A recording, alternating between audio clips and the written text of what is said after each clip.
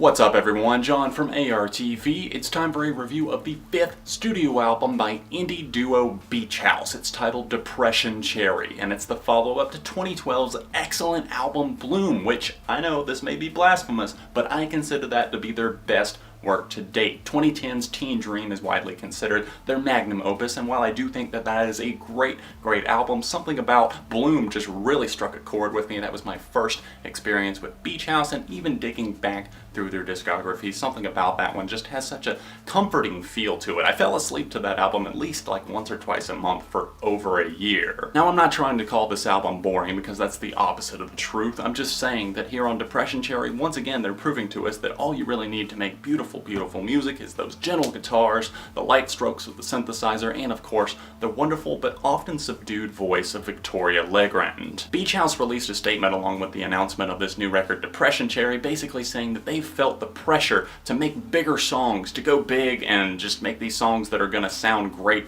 in an arena setting, since they are playing larger venues now. They've seen a lot of success and that sort of thing, but they are actively fighting against that, trying to make something a little bit more simple, something that resonates a little bit closer to home for them. I really respect them for making that choice. They're making music that they want to make, but the question is, does it really reflect in the sound of this album? Not exactly, but there definitely is an apparent simplicity surrounding a lot of these tracks that just tends to put a relaxed smile on my face while I listen. Something just wasn't clicking or really hitting me the first few times I played this record. I kept zoning out while I was listening to it, daydreaming and that sort of thing. I wasn't giving it the attention that it really needed, and I'm not exactly sure what changed other than me giving myself about a week break from listening to this record entirely, but I've got a different perspective on Depression Cherry and I'd like to talk about it. It's not to say that I had some huge revelation about this record or something like that. I think I just started to get what some of these songs were going for, what they wanted to accomplish. Now, there are still, sadly, a few songs that really just don't hit me or strike me as anything special, just kind of like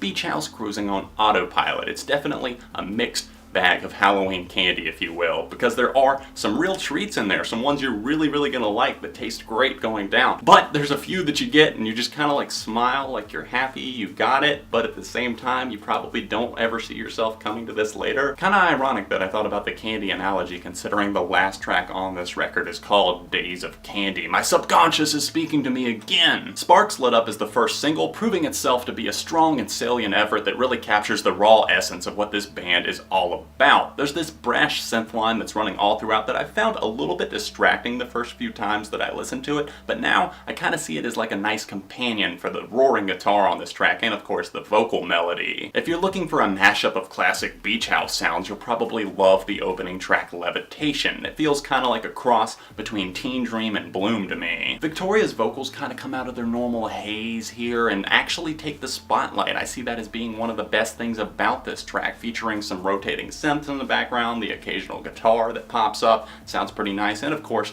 those light programmed drums that really feel completely at home here, starting the album with just something that really resonates with the listener. The first half of this record is just really strong, with cuts like I mentioned really powering this thing, along with the fantastic Adventure Space song and Beyond Love, the latter of those really taking its time for me to fully appreciate it. I find it hard to deny the blissful aura that Space Song presents, greeting the eardrums with this gorgeous synth line, some intricate bass work, and a message in the song that really just seems to be longing for the innocence of youth. Have to shine a light on Beyond Love as well, because it was something that proved to be a bit tedious for me to listen to my first few times. However, not all of these tracks won me over. I have a hard time really mustering up any feelings towards the slightly stale 1037, the steady closer Days of Candy, which just really drags its feet, and the lengthy and tiresome PPP, which has its moments, but for the most part drags on a little bit too long, and just the repetition there kind of kills it for me. A lot of the time, that's what makes this band work. The duo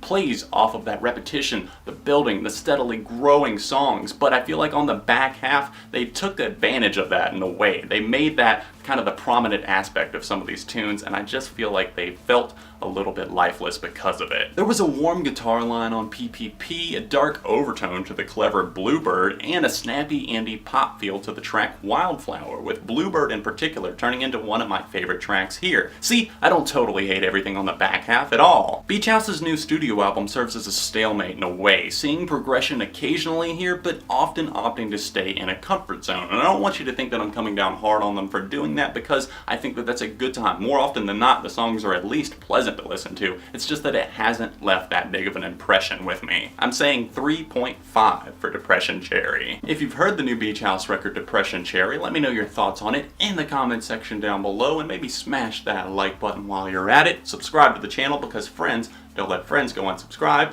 Or you can click right below me to either go to my second channel or, of course, to the last review that I did. If there's any other albums you want to see me discuss, well, of course you can request them on here, Twitter, tweet me at ARTV Reviews. You can find me on any of my other social media links in the description down below. Don't forget to follow me on Symbol. 500 followers equals vinyl giveaway on Beyond ARTV. Other than that, link the outro. I'll see you next time right here on ARTV.